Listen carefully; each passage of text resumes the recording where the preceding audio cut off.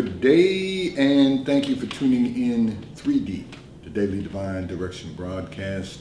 For all of our new listeners and viewers who are tuning in for the very first time, I'm Pastor Pope, Senior Pastor of New Life Christian Center, located at 400 Hillcrest Avenue, Wilmington, Delaware, 19809. So if you are ever in our area, we invite you to come and worship with us on Sunday mornings at 10 a.m. We invite you to come and experience a better quality of life. And if you're not in our area, you can tune in to the Sunday sermon on our YouTube channel at New Life Christian Center Pastor Pope, where we go live at 10:45 a.m. We want to be connected with you, and we invite you to come and experience a better quality, or tune into our virtual sanctuary and experience a better quality of life. And for all of you who have tuned in today in 3D, the Daily Divine Direction broadcast, we are broadcasting live from the FijiWater.com sponsored studio, where you can discuss careers, finances, entrepreneurship. You can discuss marriage, divorce, raising children, blending families. You can discuss dating and relationships, whatever's in your heart, whatever's on your mind. God is concerned about that which concerns you. And that is the reason that we are here with you in 3D, the Daily Divine Direction broadcast, which is brought to you daily by Fiji Water, Earth's finest water.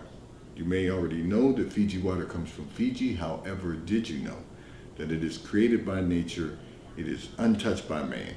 It starts as a tropical rainfall which slowly filters through layers of volcanic rock, where the water collects in a natural, sustainable artesian aquifer, where it is bottled right at the source, free from human contact until you unscrew the blue cap.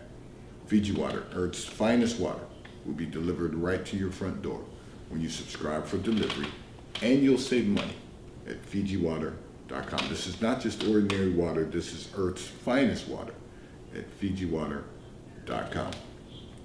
And for those of you who may know of someone who is dealing with food insecurities, we have our public charity, New Life Food Source Pantry Incorporated, where you can assist someone that you may know who needs food. If you know anyone that is dealing with food insecurities and they are just in need of food, have them contact us on the T-Mobile caller text line at 267-992-1424. We will give them instructions on how they can receive food from our New Life Food Source Pantry. And I want to thank everyone from the Food Lion Foundation who provided us with the great pantry makeover.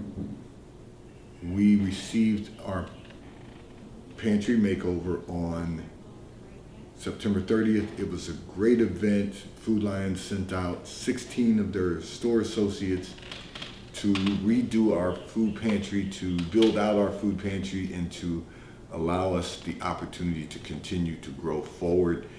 We want to thank them for all they did.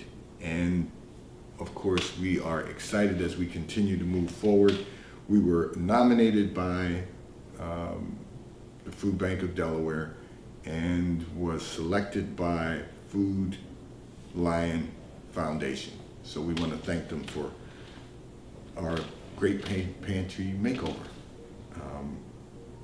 And for all of you who participated and were present, some of you I know are tuned in today, thank you.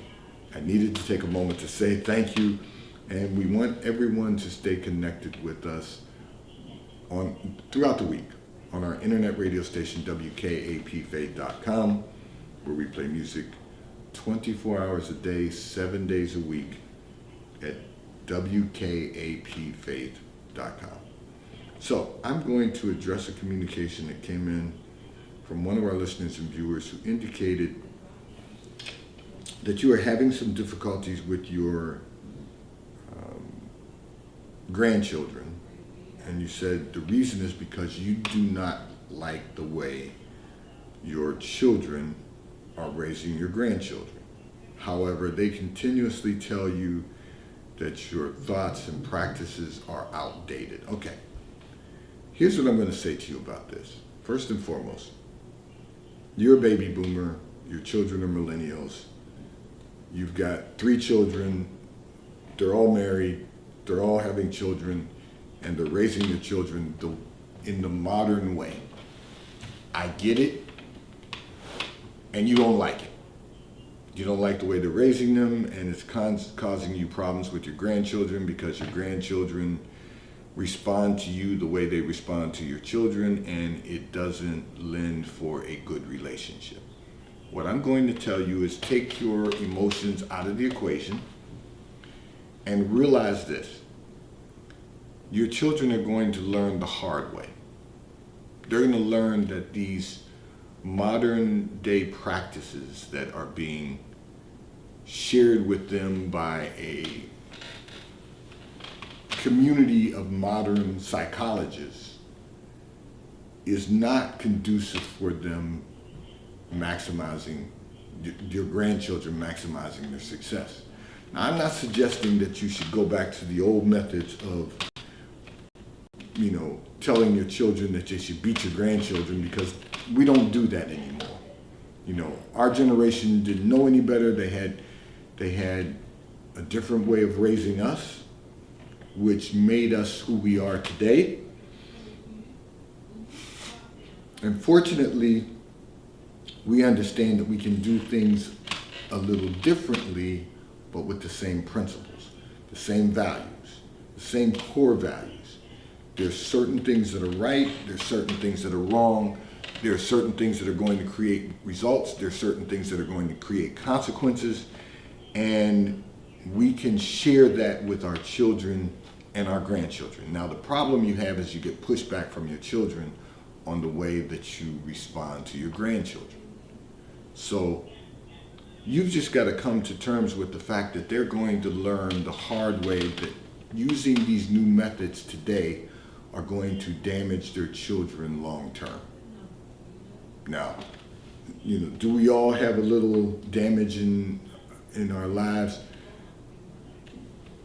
Yes, you may have had some damage, but we don't have to live damaged for the remainder of our lives. As I said, the one thing we have to realize is that as baby boomers, our parents didn't have the tools that we have today to be able to navigate society. But they did teach us the difference between right and wrong. They showed us, and because you don't get to choose your parents, they either show you what's right or they show you what's wrong, or they may show you both. But at some point in time, we've got to recognize that the core values that we had as children are still prevalent today. We have to be able to function in society. And if you look at all of what's going on in the culture today, we hear a lot about anxiety, depression, people depending on medication, and there is some clinical need for that, but people are not capable of functioning at a high level in society today because they may not have been raised with core values that we have as a boomer generation, or that we've learned as a boomer generation. So I say all of that to say, I'm not going to beat up the millennials or the generations that come behind us, but what I will say is they're going to learn the hard way. They're going to have to deal with what we've had to deal with as parents, because all of us who are baby boomers are dealing with children from the generation behind us, who some of them don't have the tools to navigate society. And the reason is because we have a different way of living, and they were raised differently than the generation before. So what I mean by that is we wanted so much for them that we didn't give them the best of ourselves. We tried to do something different than our parents did. Now, I'm not suggesting that our generation, we were beaten into submission. as baby boomers, we don't have to beat our children into submission. We don't have to take out our trauma on them. What we needed to do and we failed to do was prepare them for the world today. And because they're dealing with their own challenges of, why is the world not treating me the way my parents treated me? Or, you know, one of the things we would often say to our own children is, no one's going to love you or treat you with the same kindness, same generosity, kindness, or respect as we do in our home. No one's going to do that for you in the real world, because people are competitive by nature, so they're always going to be competing with you. And they don't have any obligation to love you. They don't have any obligation to be generous towards you. They don't have any obligation to be kind towards you. They don't have any obligation to be respectful to you. They get to choose. But because you're our children, we were never taught to have that choice. We were only taught to love our children and be responsible for our children. That's what we were taught. And the rest of it we had to grow into. We had to learn how to be able to raise our children to be healthy and whole. Some are healthy and whole. Some are whole, they may not be healthy. But the reality is that we always wanted, our generation, we always wanted the very best for our children. The generation that you're dealing with, your children, only want their children to have freedom. They want them to have liberty. They want them to be able to do whatever they want to do and feel good about it. However, you have to allow them all to learn. Don't stress yourself out about the fact that you're not comfortable with the way they're raising their children. They'll figure it out. They'll learn. Trust me, they will learn. You know, there's an old adage that says, I really want my children to experience what I had to experience as a parent. And the generation that's coming behind us, they're going to deal with so much more of their children giving them pushback because they've set no boundaries for them. They've allowed them to be who they want them to be, who they want to be, pardon me, and not who they want them to be. So I'll give you an example. One of the things that I've always said to my son, I don't want you to be like me. I want you to be better than I had ever hoped to be. So no matter what I am blessed by God to accomplish over the course of my lifetime, my expectation is that he will exceed that. Son or daughter, we expect them, that's the expectation, to exceed that. However, whatever they choose to do is going to be a choice. And they're either going to experience and enjoy the results, or they're going to have to experience and suffer through the consequences. That's part of life. Now, that doesn't mean that your grandchildren should be able to talk to you any way they want to talk to you or behave any way they want to behave, but just know this: when you correct them, even verbally, your children are going to decide how they like or dislike the way you respond.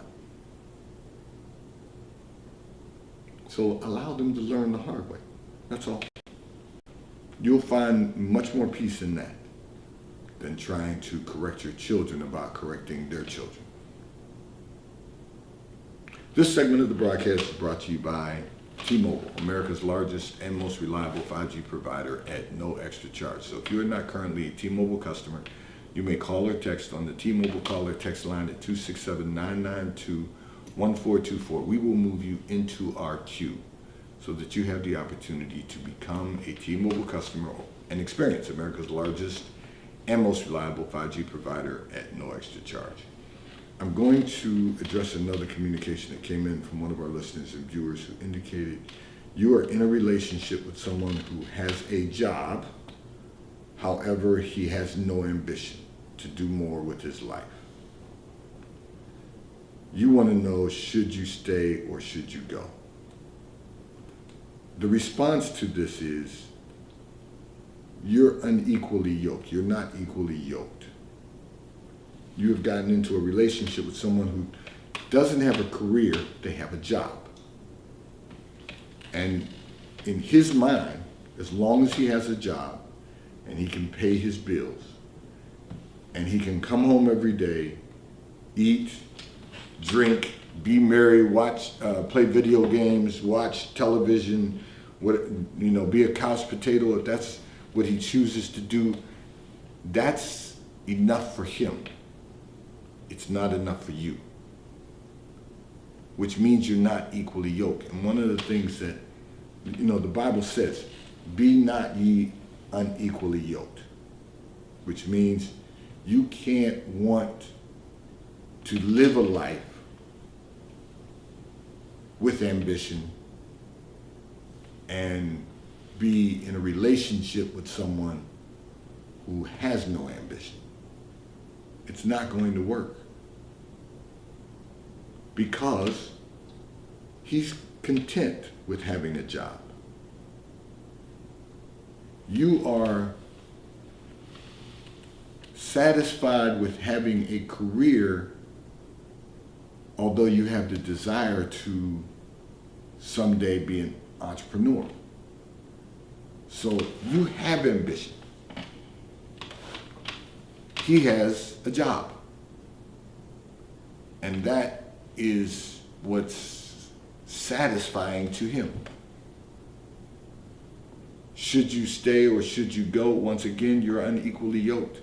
However, if you decide to stay in the relationship, you have to accept him for who he is.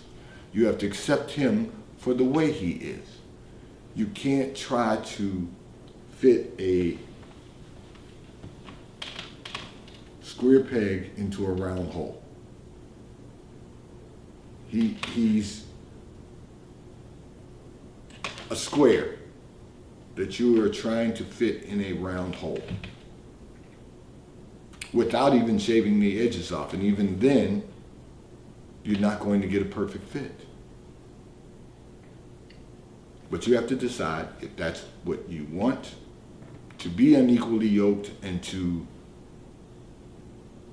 be in a relationship with someone that you're going to have to accept him the way he is, or do you depart from the relationship and wait to be found by someone who has the same type of ambition and drive that you have? Someone that you can be equally yoked with, someone that you can walk together in agreement with, someone that you both are striving for the same things, the greatest possible quality of life that you can achieve. But you have to make that decision. We often yoke ourselves to someone that God did not appoint for our lives. And we do it for many reasons. We do it because we think they're going to be a good husband or wife. We think they're going to be a good father or mother. We select them because they look good. We select them because they are they have a wonderful personality. We select them because they're, as the young folks say, they're on fire. They're hot. But they're using a different term now. But nonetheless, we select people for all types of reasons instead of praying to God that he will send the one that he has appointed and purposed for our lives. If you do that, it may take time, but it will happen. But you have to decide, do you want to live unequally yoked, or do you want to yoke up with someone that is going to build for the future just as you are? This segment of the broadcast is brought to you by Charles Tyrwhitt, located in London, the UK. They also have stores in New York, Chicago, Washington, D.C., and at the King of Prussia Mall in King of Prussia, Pennsylvania. So if you're in any of those areas, stop in at their retail stores. They have everything a man could possibly need. And if you're not in New York, you can order from Charles Tyrwhitt at ctshirts.com. And the White Company, located in London, the UK. They also have a store on Fifth Avenue in New York. So if you're in New York, stop in at the retail store. They have everything you could possibly need: home goods, clothing for men, women, and children. And as I mentioned, Charles Tyrwhitt, I'm in Charles Tyrwhitt attire today, so you can order from Charles Tyrwhitt at ctshirts.com. I'm going to address another communication that came in from one of our listeners and viewers who indicated that you have been thinking about death more often recently. You said we all die. However, the thought of death is something that is on your mind more these days. And you want to know how to stop thinking about death. Well, you're right about one thing. We're all going to die. None of us are getting out of this alive. But after you die, if you are saved, you know that you'll be resurrected. So here's the reality. Don't think about death. Think about life. How can I live life with more purpose, more intentionality? How can I live life that is pleasing unto God? Because when we delight ourselves in the Lord, he gives us the desires of our heart according to his will. We have to put some thought into that as opposed to thinking about death. We're all getting older, and sure, at some point the Lord's going to call us home. We're going to die in the physical form, but our spiritual form will live on forever. We'll have eternal life. So you have to think life while you're here. You don't need to think about death until the Lord calls you home. Now, if you're saved, you're ready. If you're not saved, you need to get ready. But when he calls, we all have to go. When he calls, we all will leave here. Our spirit will begin the process of departing from this earthly vessel, the body that we should be using to glorify God. So the question you have to ask yourself is, are you capable of thinking about life as opposed to thinking about death? Can you put your mind on that? Can you make the decision to think only about what you can do as you live this life? And so what does it really mean to think life? So life should be purposeful. And I'm not talking about just living with purpose, showing up in our professional environment every day, being present, planning for the future. I'm not just talking about those things. I'm talking about living this life to the fullest, that it will become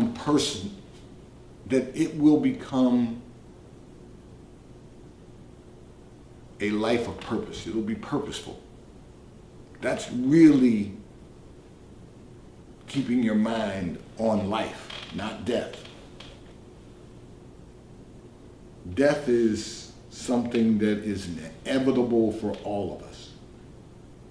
But this life has to be lived according to the will of God. This life has to be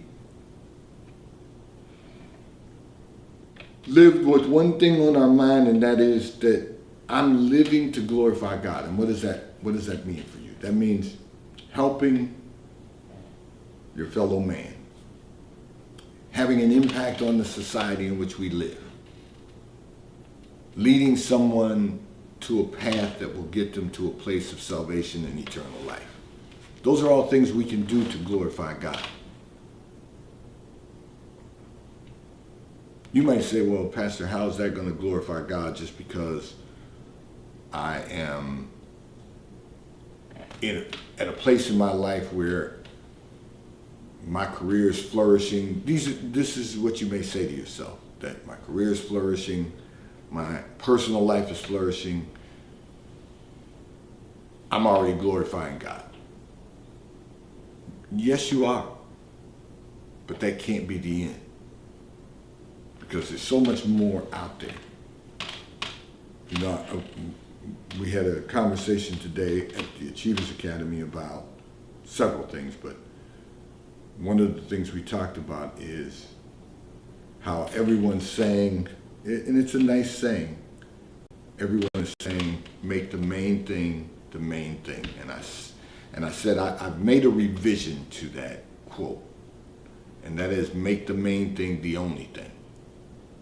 Because if you don't make it the only thing and you only make it the main thing, that leaves us susceptible to distractions. Because it might be the main thing, but some peripheral things are going to pop up. Friends are going to challenge you to do something that you might not have done if you kept the main thing the only thing. So we have to take that into consideration when we're trying to live purposeful. You cannot allow the distractions of the world to become part of your daily life. You have to find the ways to eliminate that, or at very least reduce the intake of distractions. So henceforth, we had a conversation about making the main thing the only thing and not getting caught up by distractions. You are at a place in your life where you're about to experience some great things that God is doing. But you've got to be willing to accept that and receive them. Not just question, why God is it not going the way I want it to go?